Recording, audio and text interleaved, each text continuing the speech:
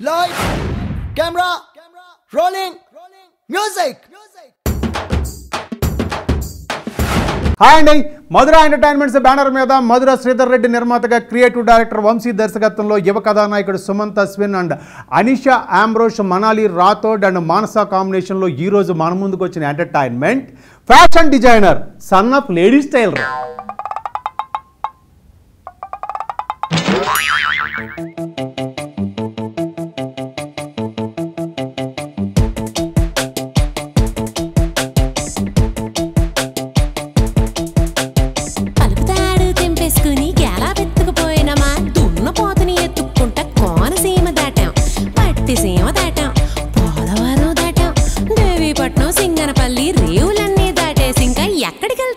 Fashion designer son of lady styler కథ చెప్పాలంటే ముందు లేడీ స్టైలర్లోని మనం ముఖ్యంగా చెప్పుకోవాల్సిన కథానాయకుడి పాత్ర సుందరం పాత్ర గురించి చెప్పాలి. అది మన డాక్టర్ రాజేంద్ర ప్రసాద్ గారు చేశారు.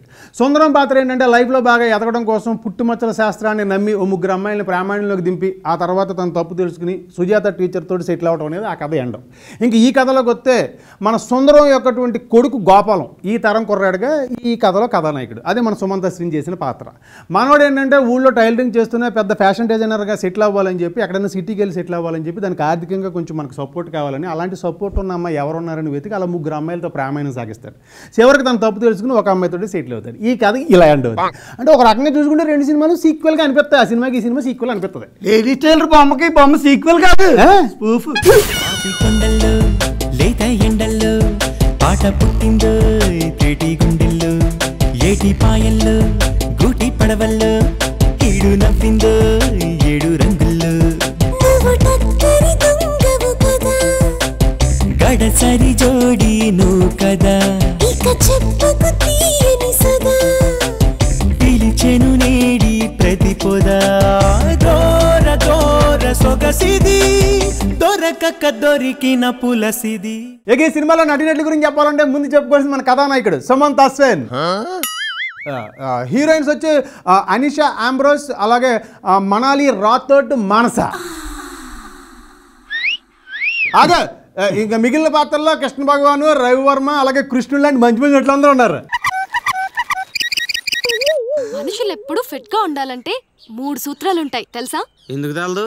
మంగళసూత్రం, కర్మసూత్రం, కామసూత్రం. జోకేశాడు.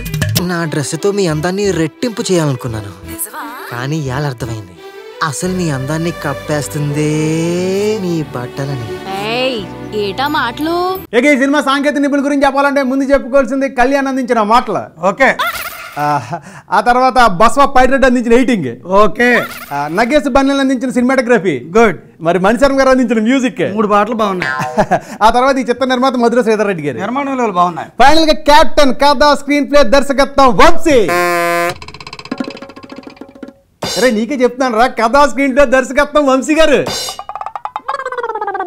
రే కథా స్క్రీన్ ప్లే దర్శకత్వం అని పెద్ద వంశీ గారు.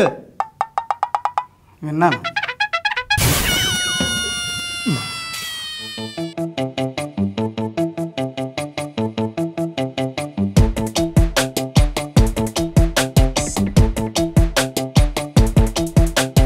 పలుపుతాడు తెంపేసుకుని గేలా వెతుకుపోయినమా దున్న పోతని ఎత్తుక్కుంటా కోనసీమ దాటాం, పట్టిసీమ దాటాం, పోలవరం దాటాం, దేవీపట్నం, సింగనపల్లి, రేవులన్నీ దాటేసి ఇంకా ఎక్కడికి వెళ్తున్నా?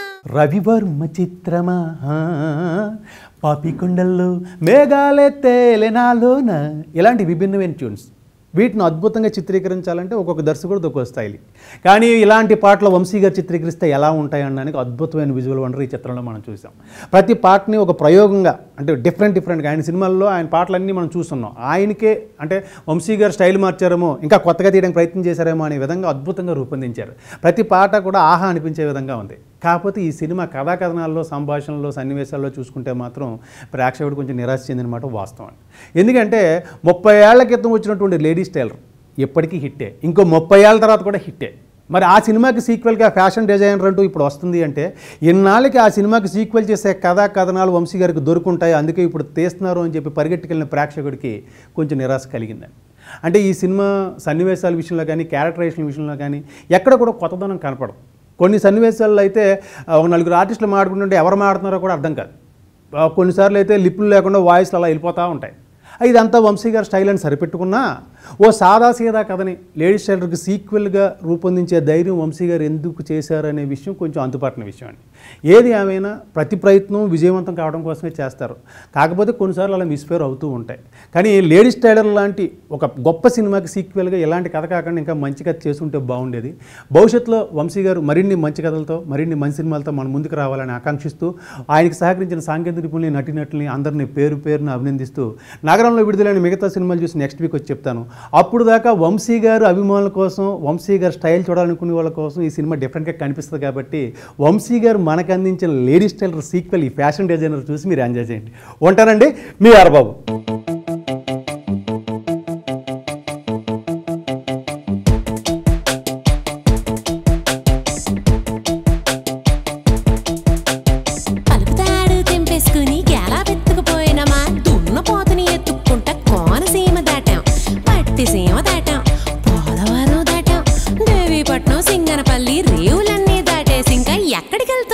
పాపి కొండల్లో లేత ఎండల్లో పాట పుట్టిందో తేటి గుండెల్లో ఏటి పాయల్లో గూటి పడవల్లో